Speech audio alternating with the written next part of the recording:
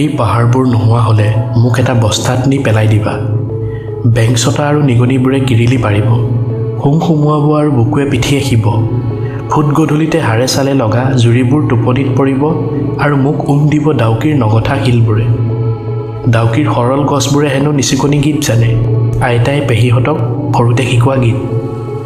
মই এদিন এই মনলিথবোৰৰ জখলা বগাই মেঘৰ কৰি লিয়েং মাকাও সুধিম, এই বস্তাৰ কাৰুকলা শিকিবলৈ মই বাৰু কোন পাহাৰৰ পাঠশালাত নাম লগাম?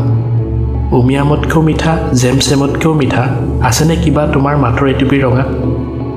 মই যে এবাৰ পাহাৰৰ ওঠৰৰ হেঙুলীয়া বিচাৰি পিছলি পৰিছিলোঁ কুঁৱলীয়ে আৱৰা বাটৰ কেঁকুৰি এটাত। সিদিনা এই গাহৰি পোৱালিবোৰে বাৰু কিয় হেতা অপৰা লগাইছিল মোৰ দুখৰ ওপৰত। মনত পৰিলেও পাহৰি পেলালেও কি যে আছিল সন্ধ্যা।